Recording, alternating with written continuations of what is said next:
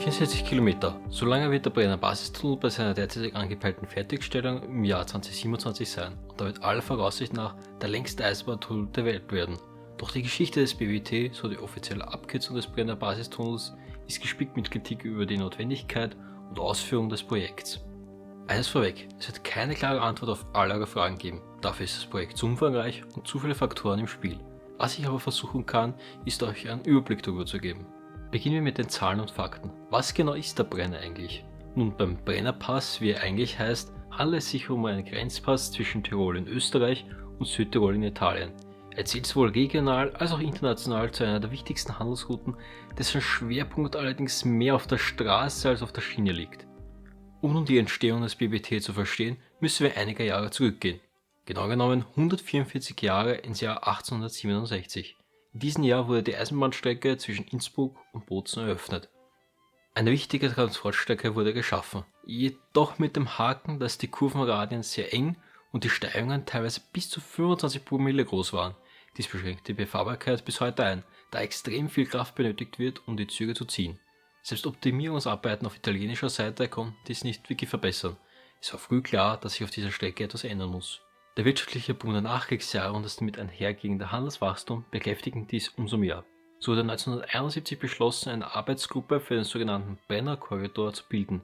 Bis zur Veröffentlichung erster Machbarkeitsstudien sollte es aber knapp 2 Jahrzehnte dauern. Es war auch erst in den 90ern, dass das Projekt wirklich Fahrt aufnahm. Durch den bevorstehenden EU-Beitritt Österreichs wurde der BBT auch für die EU wichtiger. Anfang 1994 wurde der Ausbau der Brennerachse in die Liste der prioritären TEN-Projekte, also der transeuropäischen Netzwerke, aufgenommen. Von 1999 bis 2002 entstand ein Vorprojekt mit der grundsätzlichen Festlegung der Trasse.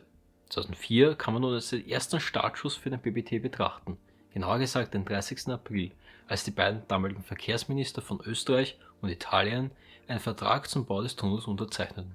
Am 16. Dezember, genau an meinem Geburtstag, als ich noch so aussah, wurde die Richtergesellschaft Galleria di Base del Brennero gegründet.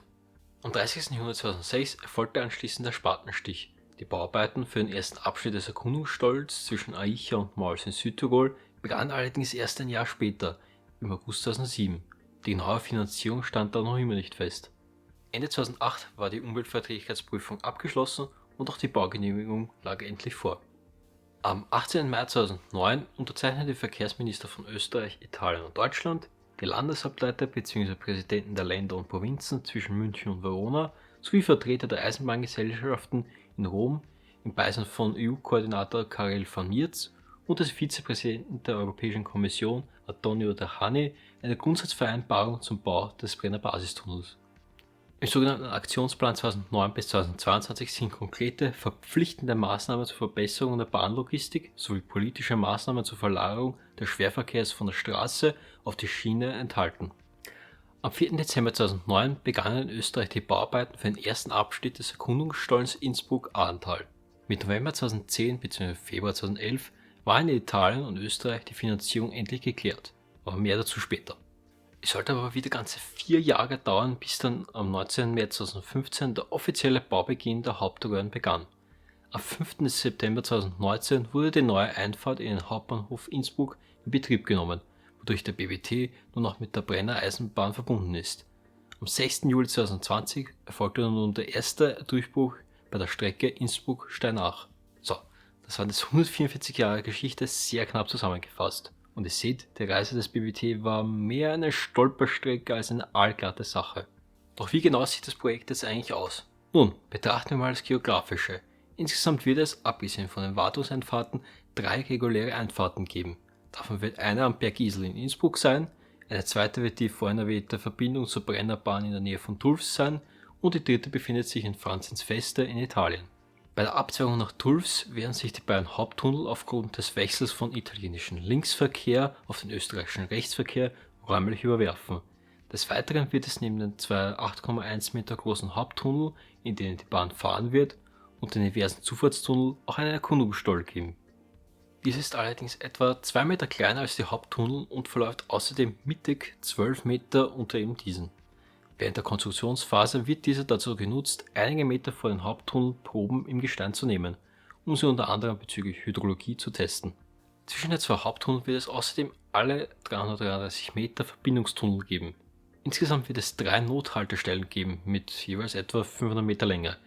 Dieser Mittelstollen, welcher parallel zwischen den beiden Haupttunneln verläuft, ist alle 90 Meter mit eben diesen verbunden.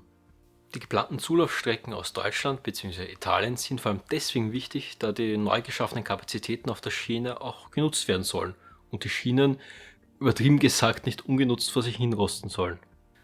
Kritik gegenüber dem BBT kommt aus verschiedenen Richtungen. So gibt es zum Beispiel Bürgerinitiativen sowohl in Italien als auch in Österreich, welche hinterfragen, ob der angepriesene Wechsel von der Straße auf die Schiene wirklich funktionieren wird und befürchten, dass der BBT zum Milliardenclub wird. Die Wirtschaftlichkeit ist ebenfalls teilweise fraglich, da der vor einigen Jahren eröffnete Gotthardtunnel in der Schweiz einige Züge vom Brenner abzieht. Es wird auch argumentiert, dass durch die fragliche Wirtschaftlichkeit zum einen die Position der Bahn gegenüber der Straße geschwächt wird und zum anderen sinnvolleren Infrastrukturprojekten das Geld entzogen wird. Dazu kommen die enormen Kosten von ca. 8,4 Milliarden Euro, welche allerdings zu gleichen Teilen von Italien und Österreich mit etwa 60% und der EU mit 40% getragen werden. Mehr Informationen zu den Finanzen gibt es in einem Bericht des österreichischen Berechnungshofs aus dem Jahr 2017. Ein weiterer Kritikpunkt ist, dass die an der Oberfläche geführte Brennerbahn weiter in Betrieb bleiben wird. Die Lärmbelästigung für die Bewohner entlang der Strecke wird also bleiben. Außerdem ist die Infrastruktur, um die Güterwaggons zu beladen, teilweise nicht da. Ein Vorwurf ist auch, dass die Bauindustrie gerade solche langwierigen und kostspieligen Projekte trotz aller Kritik seitens Experten und der lokalen Bevölkerung politisch durchsetzt, um sich die eigenen Taschen vollzustopfen. Etwas, das einem bedenklich stimmen kann, ist, dass die Finanzierung des Schienenverkehrs im Verhältnis zur Finanzierung des Straßenverkehrs EU-weit seit Jahren abnimmt. Das ideologische und technische Problem, vor dem man hier steht, ist, dass zum einen die Bahn gegenüber dem Autotransit in Sachen Kosten einfach hinterherhinkt. Für Firmen ist es meistens noch immer billiger, ihre Waren in LKWs zu packen, anstatt in Güterwaggons. Und selbst wenn man die Kapazitäten erhöht, wird die Menge der Güter und der Personen immer mehr. Es ist also auch irgendein Problem unserer globalisierten Welt, in welcher das Wachstum des internationalen Handels und des Reisens nicht zu stoppen scheint. Es gibt aber auch zweifellos Positives. Die Fahrzeiten mit der Bahn würden natürlich erheblich reduziert werden. Insgesamt wäre man 3-mal so schnell wie über die alte Strecke. Des Weiteren könnte man argumentieren, dass die Stemmung eines solchen Megaprojektes wie das BBT eine gesamteuropäische Entwicklung beflügeln könnte. Wenn die richtigen verkehrspolitischen Maßnahmen auf europäischer Ebene getroffen werden würden, ist die Verkehrsverlagerung von der Straße auf die Schiene zweifellos möglich.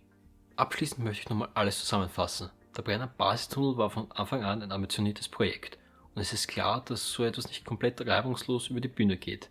Allerdings ist er auch ein Sinnbild einer grundösterreichischen Herangehensweise, nämlich einer machen wir irgendwann Herangehensweise. Aber was ist eure Meinung dazu? Schreibt es in die Kommentare. Mir bleibt wie immer nur zu sagen, danke fürs Zusehen.